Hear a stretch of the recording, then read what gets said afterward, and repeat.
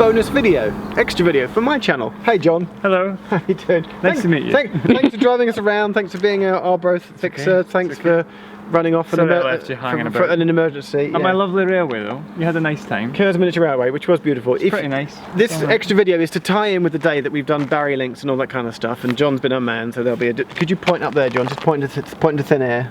Links appearing there, back to the video. But we just got into an interesting discussion. And part of me was thinking in my head, I should make a video about this one day on my channel. And then I thought, why not do it now? Right? As to what constitutes visiting a station, because some people have said that we're not doing it properly, even though by our own project rules we're doing it properly. Arriving at a station on a stopping train, special dispensation for request stops, and then leaving again, isn't visiting. Some people are like, you should put your foot on the platform, but basically the general consensus is to visit a station properly you must arrive or depart on an actual train.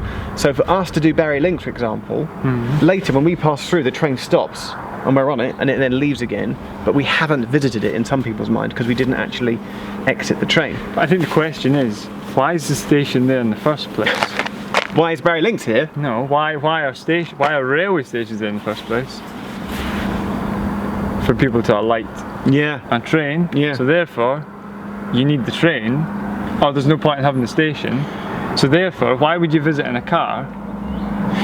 The point is, we've come here right now in a car, we've entered the station, we've walked the length of the platforms, we've explored it, we've looked at the timetables, we've had our photo taken, but by the rules of you must do it by train, we haven't done it. And later, even though we stop and don't get off, we still haven't done barrier links, even though I now feel I know barrier links well. I've not done it, I haven't arrived or departed by train, right? I see your point, but I think the impossible would be to stop everywhere and then get off, and then you'd be holidaying for the best part of a year.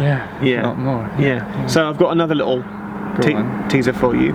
What if you've arrived at a station, I know this doesn't happen here at Barrier Links, but say for example at Kerrs on the way up to Oban the other day. Kerrs. See, did you get that? It's good. The train arrives and it sits there for 15 minutes. So what if you're on a service which has got a scheduled stand time, and you've got time to leave, you know, go through the ticket barrier or buy a cup of tea or use the toilets, go to the shop, speak to a member of staff and then get back on a train. Does that count as having visited it? Because there's such a gap between the stand time that it kind of counts as getting off and getting on a different train. Does that count? Because you didn't leave the station perimeter. So what if at Kerrs we got off the train and there's a 50-minute stand time and we exit the station down to the street, look up at the sign, take a picture and then re-enter the station through the ticketing area, whether it's a barrier or not, and then get back on technically the same train but it's just leaving 50 minutes later. I think that's okay. Thank you. But I think, but as much as yes you have left perimeter, I know I said it myself, I don't see the difference why you couldn't, because there is probably just time, every time you did stop at one of these stations, you just put your foot on the platform. That is in theory the same thing, is it not? You know, you've not gone and had a holiday there, you've not gone and visited a friend there, you might have done, I don't know, but it's not, where do you draw the line? That's the bottom line. I'm going to do something which this is terrible, I have to admin this. Hello YouTube. In the comments below, write what you think constitutes as having visited a station. Oh, can open, worms everywhere. Here's the can. Shovel. Is it stopping like we're doing if you don't get off? Is it putting foot on platform? Is that okay? Do you have to go through the gate line? Do you have to depart on a different service? Arrive on one service and depart on another?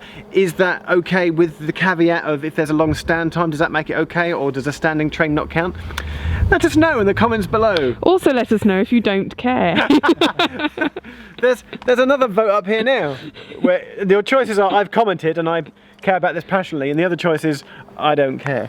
But one point is that I'm pretty certain that when you do your visiting tube stations, yes, you will only count one if you've exited the station. No. Do you not? No, well, when we're doing tube challenge. There are different ways you can do it. No, not your tube challenge, but there was this. Oh, well, you have to visit stations in a year. If you can visit. You watched that video? I've seen that one. Oh my God, this man watches my channel. It's on the internet. Exactly, anyone. Well, that was a separate challenge I issued, but the basis for this challenge was it started off as, and that's why we're doing it this way, it started out as tube challenge rules, as in fastest time. Even though all the stations is not fastest time, it's loosely obeying tube challenge rules, as in you just have to have a train that stops at every station, and that was the basis of our rules, and that's why we've done it this way. Do you have anything further to add? Nope. Happy with that. Here's a shot of a train passing Barry Links. Bye. Bye.